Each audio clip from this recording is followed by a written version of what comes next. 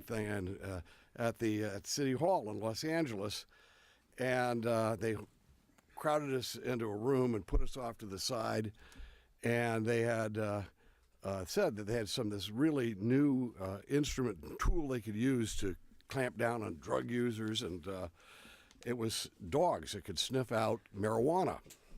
And they put us in the room and they said, now look, we've hidden 2 little packages of marijuana in the room, and when we let these dogs go, they're going to go and find that marijuana. You'll be able to see what a great tool it's going to be.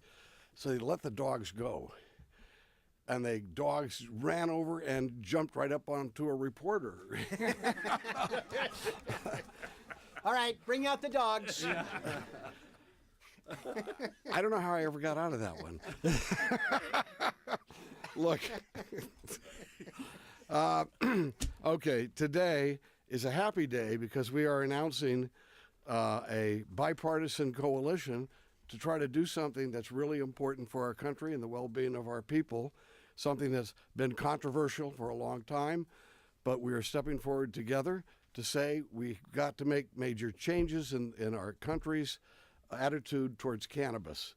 And if we do, many people are going to live better lives, and it's going to be better for our country, better for people, and it makes economic sense at a time when every penny must count for government.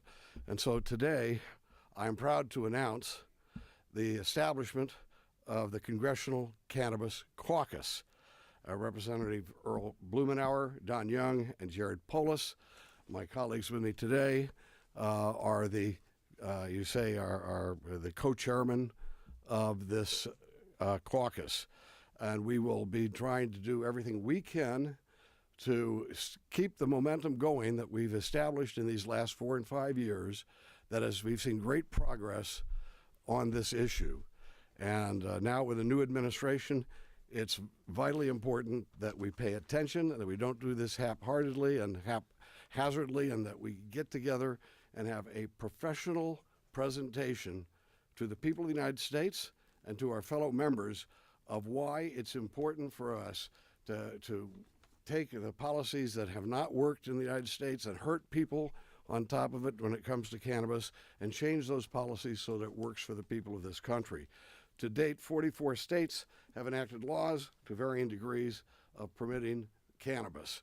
And as you know, the Rohrabacher Farr Amendment for these last 3 and 4 years have prevented the federal government or any expenditure of federal money, and that means federal agents, from going in and superseding state law in those areas where the state governments and local governments have basically legalized the use of cannabis.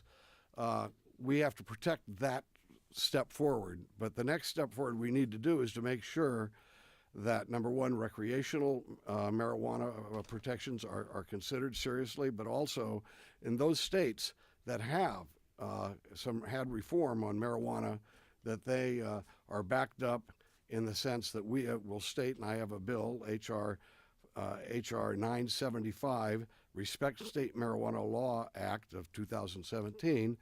That act will make sure that at the federal level, whatever we're doing, whatever agency or department at the federal level must conduct itself toward marijuana and cannabis industries in any state where they have declared the state law especially if they are liberalizing the law or they're actually making it legal, that those federal agencies and departments have to treat that entity as is consistent with that state law.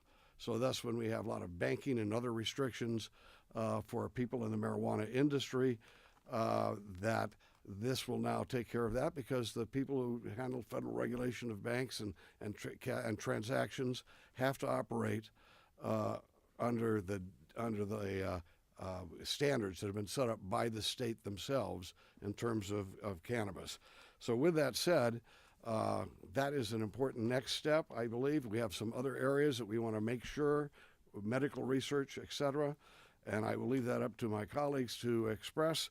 But I believe this is a really important date. It's a kickoff of a new administration in Washington, where we don't know, where that's going to land yet, but we know that we're going to do our part to continue the progress of making sure that people have a right to live their lives, and adults have a right, a freedom, and should have the freedom to basically consume cannabis for either medical purposes or otherwise, if that's what they agree to in the states in which they reside. So with that, Mr. Bluemenauer. Thank you. Thank you, Dana. And thank you for your long-standing leadership, being on point on these issues. I would like to thank my colleagues, Congressman Young, good, Congressman Polis, and especially Dana Rohrabacher, with whom I've had the privilege to work on an ongoing basis. We formed a cannabis working group in 2013 so that staff members of people who care about this legislation could come together and figure out approaches on a cooperative basis. And we've had some significant successes. Dana referenced one of them. But now it's time for a formal cannabis caucus. I've been working in this space literally for decades. I was part of the Oregon legislature when Oregon became the first state in the union to decriminalize marijuana. I've been deeply concerned about the gap between where the public is, what is rational policy, and where the federal government is. It's interesting to note that this movement to legalize cannabis has been driven at the state and local level. We've starting in California in 1996, Oregon, Arizona with medical marijuana. We saw in 2012, and my colleague Jared Polis will talk maybe a little bit about the Colorado experience. We saw this wave crest this November with 8 states moving successful ballot measures to expand adult use or medical marijuana. We're at the point now where 95% of the American public are in states or territories where some aspect of marijuana or medical marijuana is available. So it's time for us to move with this bipartisan caucus. There's a lot of work to be done. We've had over 24 pieces of legislation, successful amendments, but now we're going to be focusing, in my judgment, on 4 critical areas. One is dealing with research, and we have bipartisan legislation with Congressman Harris, who isn't necessarily a fan of cannabis, but agrees that the federal government should not interfere with research. And I've had bipartisan legislation with him. We need to make sure that we have access for our veterans who in many cases have had their lives transformed with medical marijuana. We need to make sure the Veterans Administration works with veterans in places where it's legal. That amendment passed both chambers, but somehow got lost in the backroom dealing in the last Congress. And most important, we need to deal with their practical business needs.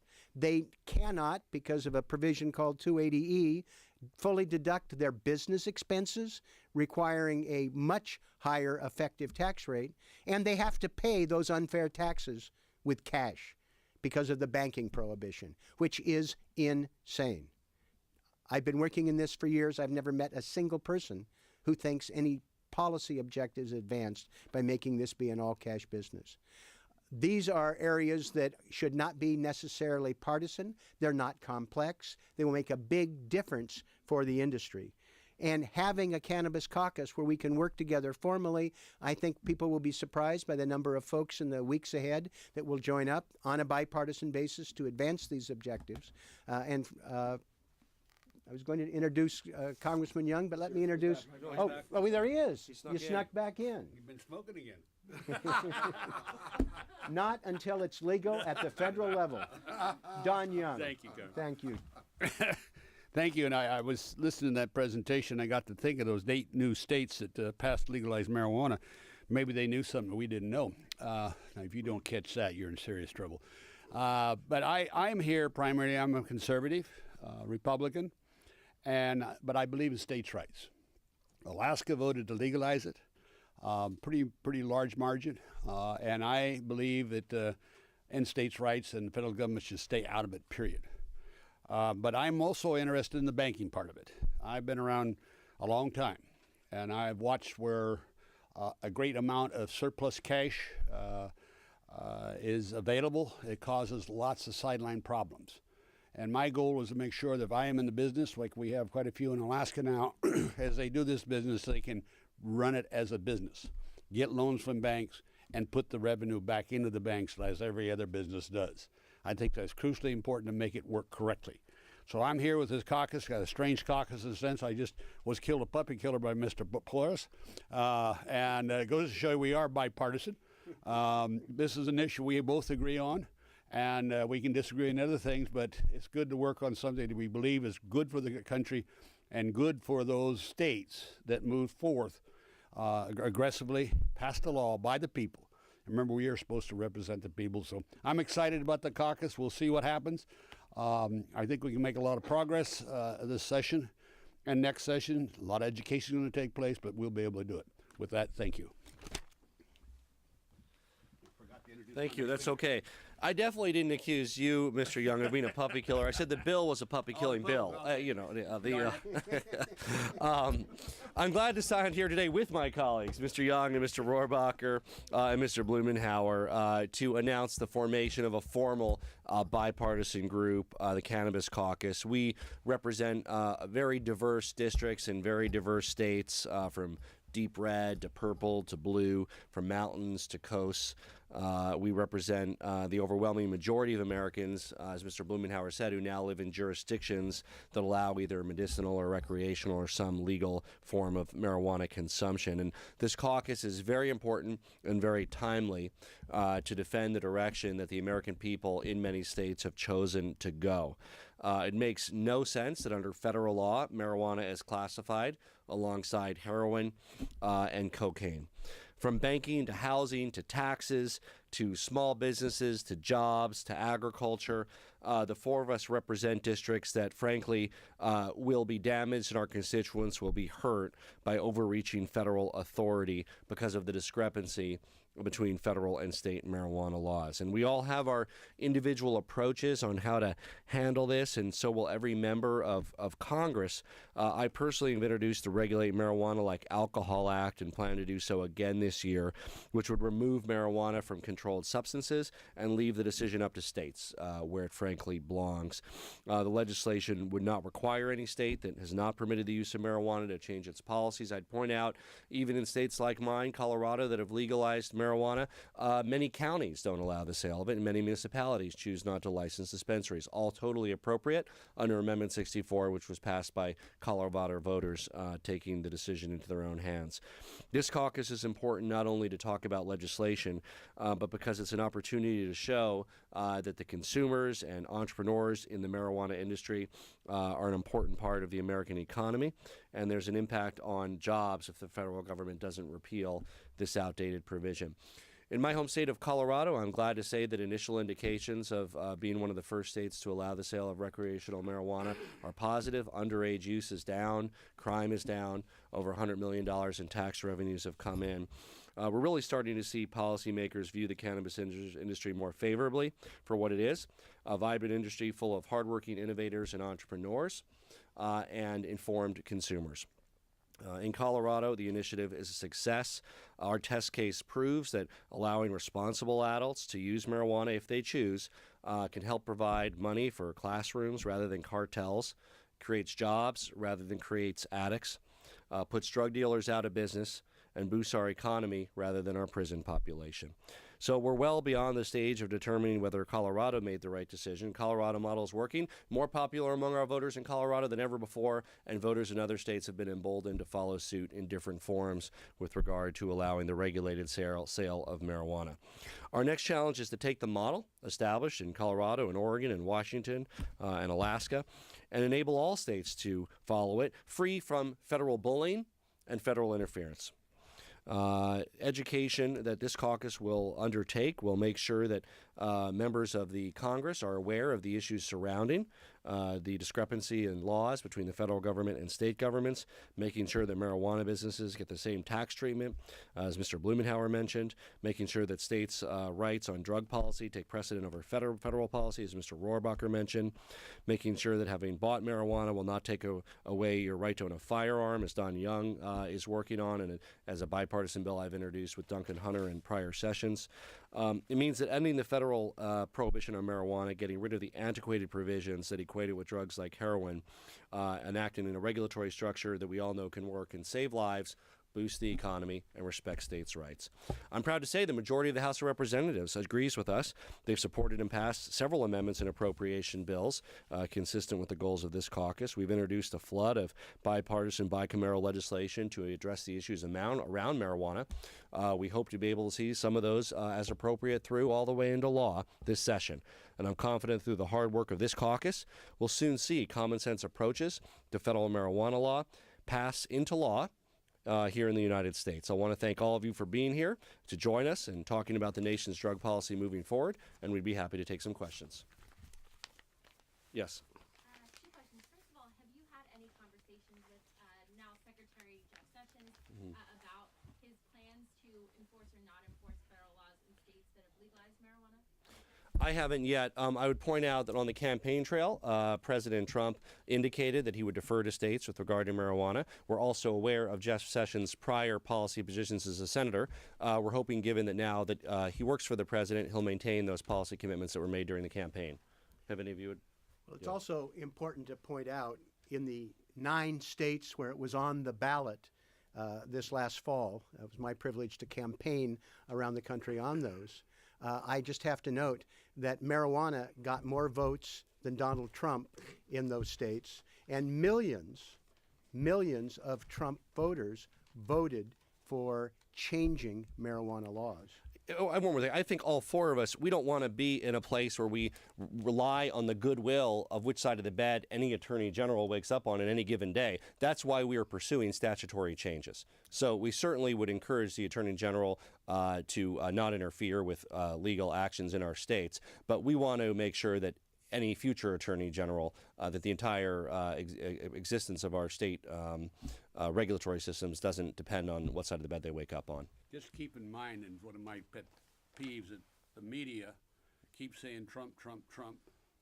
The Congress passes the laws. The Congress is the one that makes this country run if we do our job. So I'm very happy with the idea that we butt heads if we have to with the Attorney General. We'll do our job because it's the right thing to do, and when you're right, you get it done. And when we do our job, the president, we would expect the president not to veto it because he has indicated during the campaign that that would be his position. Yep. So whatever Jeff Sessions, I know Jeff is a good friend, and let me just note that he's a man of principle, he's a man of honor. He may disagree with us on this particular issue, but he is someone who understands that the President of the United States is the one who makes the policy for the executive branch. And we needed Mr. Rohrabacher's amendment with the Obama administration. There are 93 U.S. attorneys out there, and so Right. this is something we need to do regardless of who's Attorney General or not. Yes. Hi, Tom Fitzgerald from Fox 5 here in D.C. And as you know, the district has a complicated relationship with the Congress. There was a locally passed law here, which Mr. Bluemenauer, you brought up Mr. Harris. The doctor had some objections to what happened in the district last year, and there was some movement to unplug what the D.C. Council did. Could you state what your position is on D.C. having autonomy over its own cannabis laws, and whether or not your caucus would now move to defend D.C.'s local law? Well, the caucus itself is a working group. We bring people together. There are varying degrees of enthusiasm for a variety of different proposals. I would anticipate that members of this caucus would be able to deal realistically with what this means and its implications. But I would think that the majority of people we've worked with thinks it would be hypocritical for advocacy for rational cannabis policies for 50 states and not for the District of Columbia. And they ought to be able to have the same latitude, I think, as Alaska. I agree. Yes. When it comes to this particular issue, And identify yourself, please. Kevin Fracking with the AP. I frequently see the lawmakers here. I'm wondering, with the rank and file in Congress, what do you think the appetite is for joining this particular caucus? When you talk to them in the hallways and say, "Come join us," Yeah. caucus, what's the response? We're seeing a tremendous increase in interest because of the action the voters in several states have taken. So what really puts it on members of Congress' radar, and you're right, it was on some of our radar before our states acted, but in general, once a state has acted, members of Congress are interested in defending and working with their constituencies. So the results of this last election have frankly put it on the radar of a lot of members of Congress who frankly hadn't focused on this issue before. Yeah, may I just say one thing? It goes back to what I've said before. This is a states' rights issue. You can't be a conservative and say we can pick and choose. You have to be either for states' rights or against states' rights. And a lot of these young members that belong to certain caucuses keep talking about, the rights of states. So I can't see them going against this type of legislation. And I really can't see that. It'd be hypocritical. Of course, we're a lot of hypocrites in this body too. But the fact is, I believe we'll be able to win it. I'll just add what Don said, and this is really important, that if you go down to fundamental principles, if people are presenting themselves to their public as I am a principled statesman or someone who's come here with a set of guidelines, moral and ethical guidelines and principles of government to guide my decision making, when it comes to Republicans, every one of those principles would lead them to support individual freedom. How many times do we hear that? We talk about basically limited government. We talk about the constitutional, divvying up of power, that we are constitutionalists. Well, the constitutionalists, of course, the people who wrote the Constitution meant criminal justice to be at the local and state level. We have militarized police forces now enforcing drug laws and marijuana laws, and sometimes we actually have them militarized, where we're giving them military equipment all around this. Our founding fathers did not want the federal government to be involved in that sort of thing at all. And these are things, and also, and we have this now, this talk about Obamacare, we Republicans are supposed to believe, and we keep talking about it, the doctor-patient relationship.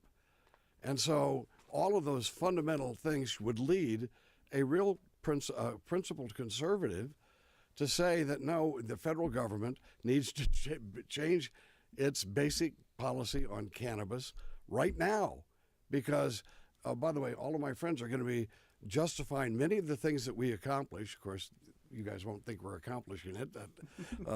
They'll think it's a horrible thing that we've won this battle or something. But we're going to have battles in which the Republicans are going to be saying, we're doing this because we're going to leave it up to the states, including my friend Jeff Sessions. We're going to leave this or that up to the states.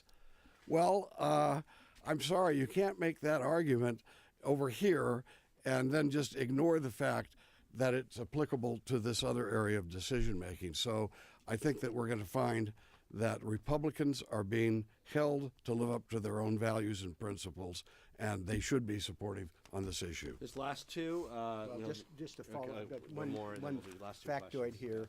We had about 20 bipartisan members of Congress who were part of this informal working group who introduced legislation last year. We've already had some people. We just announced it. We had people already who've asked to join the caucus, and I talked to 2 Republican colleagues in the gym this morning who expressed their interest. Right. So let's just take both of these, and then I know we have votes soon. So go ahead.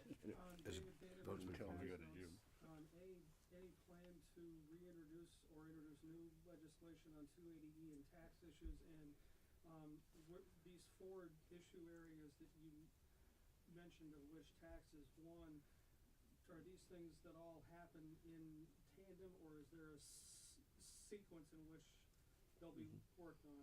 Okay, go ahead. Yes, so in 2013... Identify yourself. Stephen Nelson from U.S. News. In 2013, Justin Trudeau admitted that he recreationally used marijuana as a sitting member of Parliament.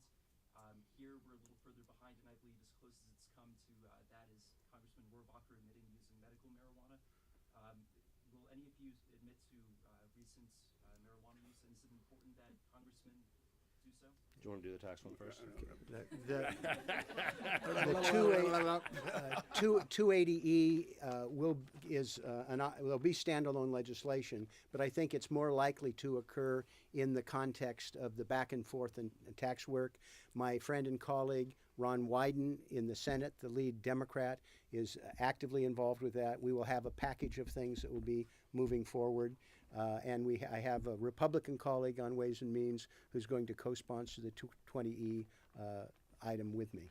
Okay. And as far as use of marijuana, I've never used marijuana, never inhaled either. I've never used it. But that's not the question here. It's, in fact, how we're going to manage the federal government on states' rights. People want to say they use marijuana, fine, I don't care. But the state is legalized it. I don't care who uses it. I'm just going to go forth and say, that's my position. I haven't used it, don't really believe in it. No doubt about that. But the states have a right to make those decisions, and the people have a right to make those decisions. I personally have felt since 1973, when I started working on it, that it would be hypocritical to try and change the law and be a user. So I would not hesitate for 1 second if a family member or myself could benefit from medical marijuana. Not in a second would I hesitate. But I personally am going to wait until it's legal federally. I guess, you know, about 100 days ago, I had an operation on my arm here. It was real heavy arthritis. Actually, as a surfer, I actually wore away all of the cartilage in both of my arms, and I can still barely move this one, and that's the way this one was. Well, it was really painful, and I did have the operation. So look at this, isn't that cool? And so anyway, the point I'm making here, however, is that some people, when we're discussing this industry and this whole option as a possible use of medical use of cannabis, gave me this candle, and as the candle was infused with cannabis, and I put it on my arm, and guess what? The pain went away for a couple hours, and I got sleep for the first time in weeks after that. And so let me just note, when we're really discussing people's motives, we can be legalistic, as I just was when I said about the principles, that all of these political principles that will guide a Republican's decision on this, but we also have to look at it way beyond this, and I think that we need to touch people's hearts as well as their heads. And we know that, it's not good to have spending to try to prevent adults, billions of dollars spent in order to prevent an adult from using cannabis, from smoking a weed in his backyard or whatever. We know that's a waste. But what's even more important is we do have people who we believe can be helped in their conditions, whether it's pain or whether it's they say children who are in seizures might be able to be helped by this. We know that our veterans might be helped. We have a level of suffering in this country, and for us to just sit back with and have some holier than thou police operation to try to control people's private behavior, and it ends up keeping millions of people in pain and agony. Listen, senior citizens, maybe they lose their appetite and they need some help in getting it back. We see that a lot where they get demoralized, living in their old folks' home and things like that. And we see, I talk to veterans. In fact, when I first got involved in this, I knew I was going to be the point person, and I confronted a friend of mine who was one of my big supporters. He was a big conservative, and I said, "How do you like it that the guy you've been supporting all these years is going to become a point person on medical marijuana?" And he said to me, "You don't really know me that well, do you?" And I said, "No, I know you support me." And he said, "Well, you don't know that I have a son. Actually, I have 3 sons. And the day after 9/11, they all signed up for the military. And 2 of them came home. One of them, when he came home, wasn't my son anymore. And he said he was having seizures on the floor that they couldn't do anything about. Now, there are people, not just moms and dads of veterans, but there are moms and dads all over this country and their child gets on the floor, whether he's a veteran or whatever it is. And for us to say we're going to, number one, we've limited medical experimentation. How sinful is that? Just to limit our knowledge of what this could possibly do. But once, just to give them a chance, and this guy said, so I took my son to the VA and over again, and they couldn't do anything for him. And a doctor in the VA, because it's not legal for the VA to prescribe this treatment, he said, he took us aside and said, see me at my office downtown. And they went there, he says, your son needs medical marijuana. Here's a prescription, and here's how to use it. He says, my son hasn't had a seizure since. That's what it comes down to. People are suffering. The law is wrong. We have a caucus together, a bipartisan caucus. We're going to change that situation.